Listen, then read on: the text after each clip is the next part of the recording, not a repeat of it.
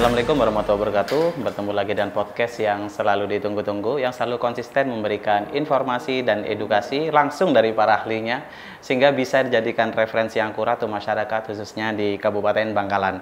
Dimana pada podcast kali ini kita akan membahas tentang suatu topik yang cukup menarik dan penting untuk kita ketahui bersama, yaitu tentang layanan polipsikologi di Rumah Sakit Syarifah Ambami Ratoepu Bangkalan. Dimana kita kehadiran beberapa narasumber yang luar biasa, internal maupun eksternal. Mari kita berkenalan dulu, sahabat Hai Sam Prabu semuanya, kepada narasumber eksternal kita dari anggota Dewan yang terhormat. Yang pertama, Assalamualaikum, selamat datang kepada Bapak Rokib Sarjana Ekonomi selaku Ketua Komisi 4 DPR. Selamat datang Bapak. Selanjutnya ada Bapak Lukmat Hakim selaku Sekretaris dari Komisi 4 DPRD Kabupaten Bangkalan. Selamat datang Pak Lukmat Hakim. Selanjutnya ada Abah Son Haji. Assalamualaikum Bapak. Waalaikumsalam. Selaku anggota dari DPRD Kabupaten Bangkalan. Selanjutnya ada Muhammad Islahuddin. Assalamualaikum Mas, anggota DPRD Kabupaten Bangkalan. Dan selamat datang juga kepada Rifki Hulaifi, Sarjana Esos dan Magister Pendidikan. Assalamualaikum Bapak. Selamat datang di podcast kami. Selanjutnya ada Imam Wahyudi. Assalamualaikum, selamat datang Bapak, anggota DPRD Kabupaten Bangkalan. Juga kita berkenalan dengan narasumber internal kita yang tidak kalah luar biasa. Assalamualaikum kepada Mbak Andriana Dwi Siswanti, Magister Psikologi Psikolog. Selanjutnya kepada Mas Doni Mustafa, Magister Psikologi Psikolog. Bersama beliau-beliau ini kita akan membahas tuntas tentang layanan psikologi di Rumah Sakit Syarifah Ambami Ratoepu Bangkalan. Oke, langsung saja kita masuk ke topik pembahasan kita agar lebih tajam. Pertanyaan pertama kepada Mbak Andriana. Mbak, berkaitan dengan layanan psikologi di Rumah Sakit Syarifah Ambami Ratoepu Bangkalan, sebenarnya saya apa itu psikologi seperti itu? Karena di stigma di masyarakat itu bahwa polipsikologi itu berkorelasi dengan ODGJ dan gangguan jiwa. Apakah itu benar atau seperti apa? Monggo bisa jelaskan Mbak Andriana. Silakan. Baik, terima kasih. Izinkan saya menjawab pertanyaannya. Jadi apa sih psikologi itu? Jadi psikologi ini adalah ilmu yang mempelajari tentang jiwa dan perilaku manusia, berkenaan dengan perilaku manusia. Nah, profesional yang mengampu atau yang menangani masalah kejiwaan tersebut, masalah perilaku tersebut adalah psikolog, gitu ya. Mungkin saya sedikit menjelaskan terkait psikolog ini karena memang profesi kami ini masih sangat jarang, begitu ya, terutama di Bangkalan, begitu. Jadi profesi psikolog itu kami berawal dari pendidikan kami yang sarjana psikologi, S1 psikologi, kemudian melanjutkan ke profesi psikolog, begitu ya. Jadi pada zaman saya itu magister S2 profesi psikologi. Jadi selain magister kita juga psikolog, begitu. Kemudian di profesi kami di psikolog ini ada banyak. Jadi ada psikolog klinis, psikolog industri organisasi, gitu ya. Kemudian psikolog pendidikan. Nah, untuk psikolog yang bertugas di rumah sakit ini termasuk ke tenaga kesehatan, gitu ya. Istilahnya kami namanya psikolog klinis. Profesi kami namanya psikolog klinis, gitu. Dan aturannya mengikuti aturan dari Menteri Kesehatan. Kami bertugas di sini harus dilengkapi dengan surat tanda registrasi sama dengan dokter dan tenaga kesehatan lainnya dan surat izin praktek psikolog klinis, seperti itu. Itu sih kalau dari psikolog, gitu ya. Kemudian yang sering kali orang itu memiliki stigma, gitu ya, jangan ke psikologi, gitu ya, nanti dibilang gila, gitu ya, atau ODGJ, orang dengan gangguan jiwa. Nah, ini yang memang PR banget bagi kita, begitu ya, karena sebenarnya layanan polipsikologi itu bukan berarti untuk melayani orang-orang yang sudah sakit jiwa saja, gitu ya, seperti itu. Jadi justru di psikologi ini apapun masalah terkait kejiwaan itu bisa konsultasi. Misalnya mulai dari anak, sasaran kita banyak Bapak. Jadi ada anak, kemudian remaja, dewasa, bahkan lansia. Dan kasus-kasusnya juga bukan hanya yang gangguan jiwa berat begitu ya, tetapi seperti misalnya permasalahan-permasalahan anak gangguan autis gitu. Terus kemudian hiperaktif. Nah, itu penanganannya bersama kami gitu. Atau juga masalah remaja gitu ya. Masalah remaja misalnya nih, saya patah hati sampai sedihnya itu berbulan-bulan gitu. Itu bisa konsultasi ke kita. Jadi bukan yang memang benar-benar sudah gangguan jiwa berat begitu ya, yang nggak inget sama sekarang hari apa, tanggal berapa, saya siapa, bukan yang seperti itu untuk polipsikologi begitu. Oke, terima kasih Mbak Adriana untuk penjelasannya. Jadi jelas Sobat HSM Prabu bahwa kalau seumpama kita ingin menggunakan pelayanan psikologi itu tidak berarti kita gangguan jiwa gitu ya Mbak Adriana ya. Karena memang paham masyarakat di Kabupaten Bangkalan masih belum ngerti secara komprehensif antara perbedaan polipsikologi dengan psikiatri ya, atau masalah kejiwaan. Mungkin dari Bapak Dewan yang terhormat bisa dikonfirmasi bagaimana masyarakat Bangkalan, apakah sudah banyak di daerah-daerah kita yang paham tentang layanan polipsikologi seperti itu Bapak? Mungkin ada konfirmasi? Terima kasih. Ya, sebenarnya psikologi itu identik, memang pemahaman orang awam identik dengan gangguan jiwa. Cuman setelah saya pahami atas keterangannya dari Mbak siapa tadi itu, alhamdulillah bahwa tentang psikologi itu banyak hal yang ya, termasuk orang yang patah hati juga galau lah gitu, bukan identik dengan orang gila aja kan gitu. Alhamdulillah nanti enak di Bangkalan memang disediakan untuk tempat konsultasi untuk penanganan itu, dan ke depan bisa cepat teratasi, karena dari anak kecil juga kan kadang malas sekolah juga karena apa, kadang perlu dikonsultasikan. Terkait psikologi ini, saya kemarin itu kan sempat datang di puskesmas di Kokop ya. Itu ternyata di sana itu banyak sekali orang yang ODGJ, dan di sana itu malah ada yang menangani tentang khusus ODGJ itu sepertinya di sana itu paling tinggi dan bagus. Nah, yang saya tanyakan untuk apa bisa hasil itu di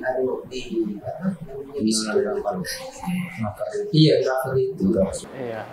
Jadi Mbak Adriana, kasus ODGJ di Kokop itu banyak sekali. Bagaimana, apakah dari layanan psikologi itu bisa mencakup hal tersebut atau seperti apa? Di puskesmas lain apakah seperti itu ada? Mungkin bisa dijelaskan. Silakan. Mungkin saya menjelaskan yang termasuk ini ODGJ yang sudah gangguan jiwa ya Bapak ya. Jadi untuk ODGJ ini biasanya layanannya langsung pada psikiater Bapak, selama dia masih belum ada kesadaran. Biasanya ODGJ itu kan nggak ingat hari ini hari apa, namanya saja dia siapa juga nggak ingat gitu ya, orang lain juga nggak ingat. Nah ini masih yang melayani adalah dokter spesialis jiwa. Nah, di sini mungkin saya sedikit menceritakan perbedaan kami dengan poli jiwa. Jadi kita untuk kesehatan mental di sini ada polipsikologi dan poli jiwa atau polipsikiatri. Nah, untuk polipsikiatri ini diampu oleh dokter spesialis jiwa dengan pendidikan S1 kedokteran gitu ya, dokter, kemudian spesialisasi dokter jiwa. Nah, di puskesmas bagaimana? Di puskesmas ada namanya perawat jiwa biasanya gitu. Ya, perawat jiwa. Nah, untuk penanganan lebih lanjutnya biasanya ini perlu rujukan gitu ya dari puskesmas ke rumah sakit, dan itu bisa via BPJS gitu ya, atau asuransi lainnya itu bisa Bapak gitu. Tapi ini tentunya berjenjang dari puskesmas kemudian merujuk ke rumah sakit seperti itu. Terkait dari kesembuhannya itu bisa sampai lama, tergantung orangnya ya? Iya, tergantung dari orang dan lingkungannya gitu. Apakah lingkungan mendukung atau tidak gitu. Misalnya lingkungan ini bisa keluarga terdekat. Orang dengan gangguan jiwa biasanya membutuhkan farmakoterapi atau terapi obat yang berkelanjutan. Nah, ini kalau tidak didukung oleh keluarga, ini agak susah. Jadi memang harus ada pendampingan. Gitu. Jadi selama ini tingkat kesembuhannya itu dengan yang tingkat tidak berhasil lah, itu lebih banyak mana? Dari sepemahaman kami, ini tingkat keberhasilannya lebih tinggi karena dengan minum obat yang rutin ya, dan kontrol rutin. Karena setiap perkembangannya ini, kalau kontrol itu kita pantau seperti itu, dipantau. Gitu. Baik. Terima kasih Mas Imam Wahyudi. Jadi bisa ya Mbak Andriana masuk ke layanan psikologi dengan pengantar seperti itu ya? Nanti berkolaborasi dengan psikiater, apa bagaimana Mbak Ya, Andriana? bisa begitu. Jadi kita tergantung bagaimana, kalau memang yang dimaksud adalah orang dengan gangguan jiwa yang sudah berat, maka ini biasanya langsung ke psikiatri. Langsung ke psikiatri ya. Dan biasanya pendampingnya itulah yang masuk ke psikologi. Jadi biasanya kan kalau merawat orang dengan gangguan jiwa ini, keluarga juga kadang-kadang merasa tertekan gitu. Nah itu untuk keluarganya bisa konsultasi ke kami begitu, untuk bagaimana menghadapinya, bagaimana menanganinya. Misalnya orang dengan gangguan jiwanya ini sudah marah-marah begitu, apa yang harus dilakukan keluarga. Nah ini kita. Sedangkan ODGJ-nya sendiri yang sudah gangguan jiwa berat, maka ini ditangani oleh dokter spesialis jiwa begitu. Mungkin ada tambahan dari Mas Doni. Oke, terima kasih. Kalau untuk tambahannya, memang seperti yang sudah lebih banyaknya disampaikan sama Bu Andriana, memang begitu adanya. Jadi kalau untuk yang berkenaan dengan ODGJ, kita sebagai psikolog biasanya hanya untuk mendampingi, mengevaluasi kinerjanya dia, perilakunya bagaimana, apakah sudah berulang atau tingkat keparahannya udah rendah. Jadi kita bisa mendampinginya. Itu sih kurang lebihnya. Oke. Karena fokus utama untuk penyembuhan pasien dengan ODGJ itu dari peran keluarga, Mbak Andriana. Jadi butuh sekali edukasi keluarga melalui layanan psikologi biar nanti bisa menambah persentase kesembuhan pasien ODGJ tersebut. Oke. Pertanyaan selanjutnya langsung ke Mas Doni. Kira-kira apa sih macam-macam pelayanan yang ada di layanan psikologi rumah sakit kita tercinta? Monggo. Oke, silakan. Terima kasih. Oke, kalau untuk pelayanan di psikologi ini kemungkinan mungkin ada beberapa yang sudah mengalami atau sudah beberapa yang menikmati layanan di psikologi. Yang jelas yang pertama adalah konseling, gitu ya. Kita melakukan konsultasi, ya, baik untuk konsultasi mulai dari masalah anak, tumbuh kembang anak, konsultasi remaja, gitu ya, konsultasi pernikahan, keluarga maupun pranikah juga ada. Oke, selain konsultasi kita juga melakukan psikoterapi. Nah, ini kita lakukan terapi yang biasanya dilakukan tanpa obat. Nah, kalau misalkan pakai obat namanya kan farmakoterapi. Jadi di layanan kami kita namakan psikoterapi. Dan terapi, jenis terapinya banyak. Salah satunya ada hipnoterapi, writing terapi, brain gym terapi, behavior terapi, banyak macamnya. Dan selain itu juga kita juga melakukan asesmen, ya, mulai dari bakat minat, kesiapan sekolah, mungkin ada beberapa yang untuk tes kesehatan mental kayak gitu, ya, untuk sehat jiwanya. Gitu, kurang lebihnya layanannya seperti itu. Oke, berarti disesuaikan dengan hasil dari asesmen anamnesa kepada pasien tersebut, Mas Doni. Mungkin untuk penegakan diagnosanya itu yang paling banyak yang terjadi selama ditangani di layanan psikologi di Rumah Sakit Syarif Ahmad Mirotepu Bangkalan, itu pasien dengan diagnosa apa gitu, Mas Doni? Kalau di pasien atau sependek pengalaman saya di sini ya, itu hampir tiap tahun itu berubah-ubah gitu ya. Jadi ketika awal-awal tahun saya bergabung di Syamrambu, paling banyak yang datang itu adalah kasus-kasus kecemasan. Ya, kecemasan mungkin karena waktu ada selisih tergeser dari pandemi, terus habis itu udah ketemu lagi, jadi ada banyak yang cemas ngadapin ketemu lingkungan yang baru, terus cemas masuk sekolah, seperti itu. Terus untuk yang beberapa 2 tahun belakangan ini, itu yang paling banyak adalah ya kecemasan masih tetap, ditambah dengan depresi, ya. Terus habis itu masalah hubungan dengan keluarga atau relasi, terus permasalahan anak, tumbuh kembang anak. Nah, anak hiperaktif, anak nggak mau sekolah, seperti itu.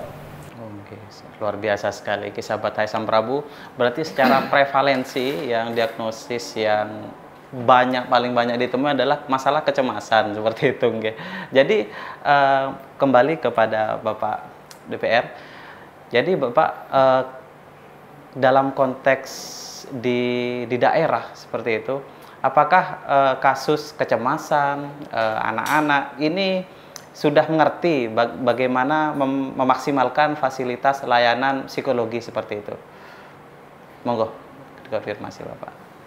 Untuk masyarakat khususnya di desa ya, itu kebanyakan terkait anak-anak itu kan malas sekolah. Itu yang juga kadang orang tuanya juga bingung. Kadang itu ya zaman sekarang ya malah serius dengan HP terus. Nah, itu untuk ngasih shock terapi semacam itu biar anak-anak itu juga untuk semangat sekolah itu. Kita itu sebagai orang tua contoh lah, cucu saya sendiri lah itu hari-harinya selalu HP aja, mau makan pakai HP, kan ngambek gitu ya. Nah itu PR kita itu untuk dia itu sebagai anak supaya sadar untuk antusias untuk saya mau sekolah. Itu gimana tuh sebagai psikolog mungkin ada solusi ya, macam tahapan-tahapan dari awal itu kasih semangat gimana. Terus ada lagi ya yang malas berteman juga ada pengaruhnya. Itu anak saya dulu itu malas berteman, malas sekolah juga. Ada satu hal gurunya yang nggak disukain, itu malah nggak mau sekolah, dia itu mogok sekolah. Itu sempat susah juga saya kemarin itu menyemangati. Alhamdulillah psikologi harusnya apa caranya untuk memberi memberi semangat biar tergugah hatinya untuk berubah sebagaimana manusia yang normal. Itu aja yang saya maksud di situ.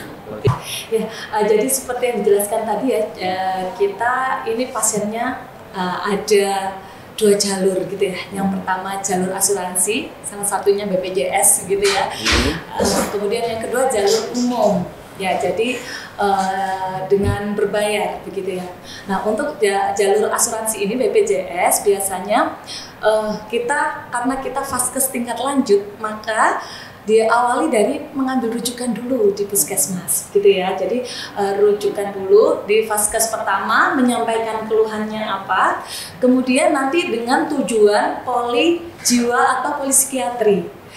Karena apa? Di dalam BPJS ini polipsikologi, karena pengampunya bukan dokter, masih belum langsung terinclude dari vaskes 1. Jadi masuknya ke poli jiwa dulu dengan pengampu dokter spesialis jiwa, DPJP-nya spesialis jiwa begitu. Nanti dari vaskes 1 langsung daftar ke bagian pendaftaran RSUD dan menyampaikan saya ingin berkonsultasi ke polipsikologi dengan rujukan tersebut. Seperti itu, nanti langsung diarahkan ke polipsikologi. Untuk proses itu kan yang mengantarkan yang jelas keluarganya, maka secara otomatis dia sendiri kan memang sudah gangguan pikiran kan, yang mau dari itu kan kita tambah ya ada ini anak saya ada ini masalahnya, dari mesti ada pendampingnya itu yang melaporkan untuk daftar ke BPJS. BPJS apa tadi itu? Kalau yang asuransi yang bisa ditangani BPJS bukan yang berbayar. Kalau berbayar nggak ada masalah saya kira. Iya, pakai BPJS aja ya. Itu prosesnya kan dia mendiagnosis. Kalau penyakit kan didiagnosis. Kalau dia itu ya apa? Diagnosanya seperti apa? Iya. Kan harus ada memang psikiater yang khusus ya untuk mendeteksi dia itu benar gangguan pikiran yang tingkatannya itu nggak mendekati gila, cuman di bawahnya gila kan gitu. Iya, jadi memang untuk saya langsung jelasin. Jadi di Vaskes 1 kan memang ada perawat jiwa saya bilang. Ada. Ya, ada perawat jiwa. Jadi ada petugas kesehatan jiwa yang itu saya yakin lebih tahu, sudah mendapatkan pelatihan begitu ya untuk melakukan observasi, wawancara dan melihat gitu ya bagaimana gangguannya begitu. Nah dari situ nanti bisa ditentukan bersama dengan dokter umum yang ada di vaskes pertama bisa memberikan rujukan begitu. Dan salah satu upaya kami untuk memperluas begitu ya pengetahuan masyarakat terkait kesehatan jiwa ini, biasanya kita juga melakukan psikoedukasi ke daerah-daerah. Hanya saja mungkin kami masih kurang kurang luas begitu ya, kalau harus per kecamatan gitu, ini masih belum. Jadi saya dan teman-teman biasanya mungkin areanya masih di Bangkalan, kemudian Arosbaya, kemudian di Kamal. Ini kami juga beberapa kali mengadakan psikoedukasi sehingga bisa memberikan pengetahuan dari keluarga ini loh, kalau misalnya ada anggota keluarga yang mengalami gejala-gejala seperti ini, monggo silakan untuk diperiksa. Nah seperti ini memang perlu ini kita dampingin dari dewan-dewan ini nanti turunnya Bapak. Seperti itu. Izin pimpinan. Monggo. Saya curhat gak apa Bu ya? Kalau saya katakan saya punya penyakit, saya justru akan cerita apa adanya. Begini, ketika ada yang kurang, ketika saya mau berangkat hilang ini, harus ketemu. Kalau nggak ketemu nggak jadi berangkat ini. Kan penyakit ini saya kira ya. Nggak barangkali bisa diselesaikan oleh bu psikolog gitu. Yang pertama, yang kedua di daerah saya kan daerah pesisir begitu ya. Di sana ini kan nggak ada psikiater, nggak ada psikolog gitu. Mereka datang ke tokoh agama, ke kiai begitu ya. Kalau anaknya sakit atau apa begitu ya, minta barokah beliau, air ditiup, dikasih begitu ya. Beda ketika masuk ke rumah sakit, diagnosanya pasti karena memang dengan ilmu pengetahuan itu.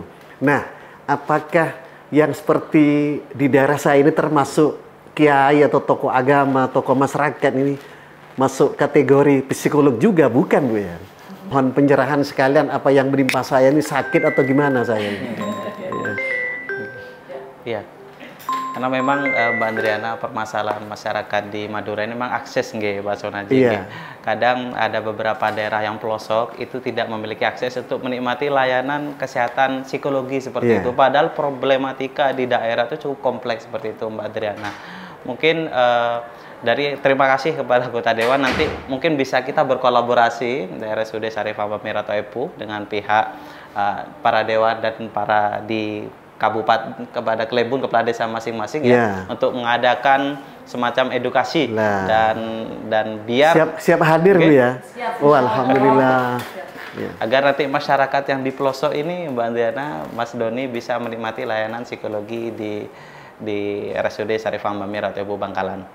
Oke, selanjutnya masuk ke pertanyaan yang terakhir. Ada tambahan dulu. Oke, monggo. Ini kan kalau psikolog itu profesi ahli dalam ilmu psikolog yang mempelajari pikiran, rasa, perilaku ya. Terus kondisi psikologis adalah orang yang terkena atau gangguan jiwa, keadaan mental emosional seorang yang mempengaruhi pikiran, rasa, dan perilaku. Kalau saya pikir itu adalah tanggung jawab kita sebagai dewan, karena sebagai pengontrol sebuah kebijakan. Rata-rata gangguan jiwa, orang yang gangguan jiwa yang mentalnya terganggu itu, yang pertama itu adalah beban ekonomi. Beban itu 70% dari beban ekonomi. Ketika 70% dari beban ekonomi, berarti sistem kita tidak baik-baik saja. Berarti ini memang dasarnya kejiwaan atau ketidakwarasan itu terganggu karena sistemnya. Berarti yang bertanggung jawab di sini adalah pemerintah. Dengan kita sebagai pengontrol sebuah kebijakan, sebenarnya kata dasarnya di situ. Karena sistemnya tidak benar, lapangan pekerjaan tidak tercipta, yang itu tugasnya pemerintah. Akhirnya kenapa ekonomi yang kurang, akhirnya kejiwaan ketika mereka tidak bisa memenuhi kebutuhan ekonomi keluarganya, mereka akan putus asa. Dan disitulah mental kejiwaan itu yang banyak terjadi karena beban ekonomi dan beban keluarga. Sebenarnya itu harus ada sebutannya pemerintah daerah. Seharusnya dibuat sebuah program itu kan butuh memang Di pemerintah daerah itu seharusnya ada program itu, pendampingan seperti itu. Karena permasalahan dasarnya memang dari pemerintah daerah yang tidak putus menciptakan lapangan kerjaan, sehingga kita gangguan jiwa dengan perekonomian tidak itu standar dasarnya seperti itu. Kalau masalah nanti tidak sama dengan sama itu kan sistem pelaksanaannya. Kalau kita menyelusuri sebuah penyakit kan dasarnya itu penyakitnya itu sebabnya dari apa? Dari sebuah sistem. Saya sebagai anggota DPR itu memang bukan berat di situ. Di mana kita sekarang kita lihat demo tidak percaya kepada DPR semua karena sistem pajak dinaikin 1%. Itu yang akan menimbulkan penyakit jiwa-jiwa semua. Orang gila karena bawaannya apa? Karena di sebuah sistem. Itu seperti itu. Kalau masalah kerjasama itu kan cuma sistem pelaksanaannya, tapi dasarnya harus diperlukan dulu dari sistem pemerintahannya. Itu kalau pengobatannya itu gampang, sistem kita mau mencegah tidak ada orang gila yang selanjutnya, makanya sistem harus kita perbaiki. Di situ, makasih. Oke, terima kasih Pak Luman. Jadi harus ada koordinasi antara pemerintah daerah dan juga masyarakat agar memang akarnya itu dari ekonomi, dari ekonomi langsung berimplikasi pada kejiwaan masyarakat seperti itu. Untuk pertanyaan selanjutnya, pertanyaan terakhir, mungkin nanti bisa jadi evaluasi ya bagi pemerintah daerah untuk merevitalisasi tentang kebijakan agar nanti dari pelosok daerah itu bisa memperbaiki dari segi ekonominya sehingga menciptakan kejiwaan yang lebih baik lagi seperti itu. Juga untuk masalah akses juga diperlukan juga agar apa? Untuk solusi jangka pendek masyarakat yang dijelaskan oleh Abah Rokib tadi tentang masalah ada anak yang kecanduan gadget sampai dia tidak mau bersekolah atau yang lain-lain, itu kan membutuhkan akses fasilitas untuk mendapatkan layanan psikologi seperti itu. Kira-kira nanti mungkin dari podcast ini bisa dijadikan solusi karena podcast ini memberikan informasi ke seluruh pelosok ke Kabupaten Bangkalan. Mungkin kepada Mas Doni dan Mbak Andriana, pertanyaan terakhir, kasus anak kecanduan gadget akhirnya nggak mau sekolah dan kewajibannya mulai tidak dilaksanakan, itu bagaimana yang terdekat orang tua harusnya seperti apa cara untuk merubah kebiasaan anak yang buruk tadi? Monggo silahkan dari Mbak Andriana terlebih dahulu. Terkait kecanduan gadget ya, ini udah sangat umum sekali ini ya di akhir-akhir ini begitu ya, dan banyak orang tua yang sepertinya sudah angkat tangan, gimana ini saya menangani anak saya yang kecanduan gadget. Nah, pada dasarnya untuk kecanduan gadget ini namanya anak-anak pasti sebagai istilah gitu ya, buah jatuh tak jauh dari pohonnya.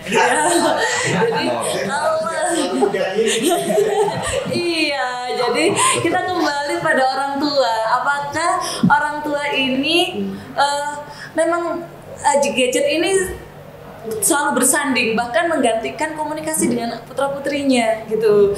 Nah, kalau ingin putra-putrinya lepas dari gadget, maka dari orang tua dulu. Memang tidak bisa lepas sama sekali begitu ya, karena memang kita pahami di dunia sekarang ini nggak bisa kita terlepas, tetapi paling tidak ada namanya screen time gitu ya. Screen time ini orang tua baiknya memanfaatkan waktu sebaik-baiknya untuk berkomunikasi dengan putra-putrinya gitu. Ya, walaupun nggak terlalu banyak, misalnya 1 jam, 2 jam itu sudah cukup begitu ya untuk mengurangi kadar mereka untuk berinteraksi dengan gadgetnya seperti itu.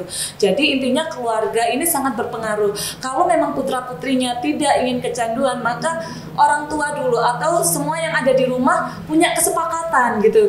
Kapan nih baiknya menggunakan gadget, atau kita tentukan nih kapan waktu untuk lepas dari gadget semua. Jadi kalau istilahnya kan screen time, meletakkan gadget gitu ya, tidak berinteraksi dengan gadget tapi mengganti dengan berinteraksi antara ayah dan anak, ibu dan anak, bahkan suami istri kadang-kadang ini ya dekat tapi terasa jauh gitu ya, karena yang jauh ini malah komunikasinya terjalin intens tapi antara suami istri yang mungkin sebelahan gini, satunya asik dengan gadgetnya, satunya juga asik dengan gadgetnya, seperti itu ya. Mungkin bisa ditambahkan dengan Mas Dani. Oke, terima kasih. Kalau untuk memang masalah, kalau saya sih lebih menambahkan dari sama Bu Andriana, kan tinggal aplikasiannya bagaimana. Jadi kalau untuk pengaplikasiannya, ketika sudah orang tua sudah nggak main gadget tapi anaknya masih kecanduan gadget, berarti kita lihat, awasi dulu ya, awasi dulu anaknya ini bagaimana, kebiasaannya gimana gitu. Ketika sudah tahu kebiasaan anaknya ini bagaimana, terus perubahan perilakunya dia yang berbeda karena gadgetnya tersebut, baru kita konsultasikan ke yang tenaga ahli gitu. Jadi selain perilakunya udah berubah, konsultasikan ke tenaga ahli dan juga bikin kesepakatan gitu sama anak, apakah gadget ini menjadi sebuah kebutuhan ya. Oke, sebuah kebutuhan, tapi kebutuhan untuk apa? Oh, mungkin buat pendidikan atau buat komunikasi gitu. Terus kalau memang untuk entertain, misalkan nge-game, boleh di waktu-waktu tertentu. Ada beberapa aturan yang misalkan tidak boleh menggunakan HP di mana? Di ruang makan, di tempat tidur, atau di ruang keluarga ya. Jadi boleh menggunakan gadget di luar hal tersebut. Jadi memang bro, ada aturannya yang khusus untuk putra-putrinya gitu. Saya menambahkan HP tertinggal dan istri tertinggal, kayaknya lebih ke susu kalau HP tertinggal begini. Balik lagi gitu ya. Jadi di sini peran orang tua itu sangat vital sekali ya, Mas Doni, karena memang kadang anak-anak itu ketika dia ingin mencari pelarian gitu ya, karena mungkin kurang komunikasi dengan orang tua seperti itu, akhirnya menemukan satu hal yang baru, senang saya main ini seperti itu, akhirnya menghabiskan banyak waktunya terhadap apa yang dia senangi seperti itu kira-kira. Gimana Pak? menambahkan juga. Iya. Terima kasih atas waktunya. Begini, saya sangat mengapresiasi dengan adanya layanan psikologi yang ada di Bangkalan ini. Jadi betul apa tadi yang dikatakan Bapak Sonerji, ini perlunya ada sosialisasi kepada sekolah-sekolah terkait bahayanya menggunakan gadget kepada anak didik kita yang ada di Kabupaten Bangkalan. Nah, karena anak-anak masa-masa sekolah ini kadang belum bisa menggunakan HP dengan yang benar, ya. Artinya masih belum bisa memfilter mana yang baik penggunaan HP, mana yang kurang baik, kan seperti itu. Makanya harus ada sosialisasi, barangkali Ibu berkenan ini apabila diterapkan langkah yang sangat luar biasa dari RSUD Sanrabu ini. Dan harapannya mudah-mudahan pelayanan yang ada di psikologi ini terus berkembang dan bisa memberikan yang terbaik pada masyarakat Kabupaten. Mungkin itu saja, terima kasih dari saya. Terima kasih. Assalamualaikum warahmatullahi wabarakatuh. Waalaikumsalam warahmatullahi wabarakatuh. Terima kasih Pak Rokib. Oke, sekarang kita sahabat Hai Samprabu. Kali kita masuk ke closing statement dari masing-masing narasumber kita. Jadi setelah kita berobrol ya, bertukar sering pendapat, kita menemukan bahwa salah satu masalah yang krusial adalah, pertama adalah memang masalah jiwa ini masalah yang kompleks. Jadi dari berbagai macam dimensi itu mempengaruhi ekonomi, dari pendidikan dan yang lain-lain. Dan untuk solusinya itu seperti apa? Monggo mungkin dari Mbak Andriana dulu, untuk bagaimana untuk masyarakat Kabupaten Bangkalan untuk closing statementnya. Ya, terima kasih. Ya, seperti yang tadi sudah kita bahas bahwa kesehatan mental itu sangat penting gitu ya untuk masa depan bangsa kita. Sehingga mulai saat ini mari bersama-sama menyadari akan pentingnya kesehatan mental, dan jika terindikasi baik itu keluarga dekat, baik itu tetangga mengalami ada beberapa masalah psikologi, sebelum itu menjadi gangguan jiwa berat, mari silakan mengakses gitu ya layanan kami Polipsikologi di RSUD Syarifah Ambami Rata Ebu Bangkalan. Kami siap di hari Senin sampai dengan hari Sabtu, seperti itu. Oke, terima kasih Mbak Andriana. Jadi sahabat Hai Samprabu semuanya, monggo bisa langsung ke Poli Psikologi di RSUD Syarif Hamba Mirat Bangkalan dan siap untuk memberikan solusi dari masalah kejiwaan. Nggih, monggo sekarang ke Mas Doni. Ya, terima kasih. Jika mungkin untuk buat warga Bangkalan dan sekitar Madura gitu ya, jadi tidak hanya khusus juga warga Bangkalan aja. Jika memang butuh teman curhat, teman diskusi, teman bicara, atau mungkin ada gangguan emosi gitu ya, boleh langsung kunjungi ke Poli Psikologi Syam Prabu. Karena ingat ya, kesehatan mental bukti cinta pada diri sendiri. Oke, demikian untuk perbincangan pada podcast hari ini. Semoga bisa menambah wawasan dan memberikan manfaat kepada kita semua. Saya ucapkan terima kasih kepada narasumber yang telah berbagi ilmunya dan juga pengalamannya kepada kita semua. Dan juga terima kasih kepada sahabat Syam Prabu yang telah setia mendengarkan podcast ini hingga selesai. Jangan lewatkan untuk podcast selanjutnya karena banyak topik-topik menarik yang akan kita bahas di dalam perihal masalah kesehatan atau health issue atau kita singkat dengan Syam Prabu. Saya Alif Putresnaya, mohon izin undur diri. Salam sehat untuk kita semua. Assalamualaikum warahmatullahi wabarakatuh. Waalaikumsalam warahmatullahi wabarakatuh.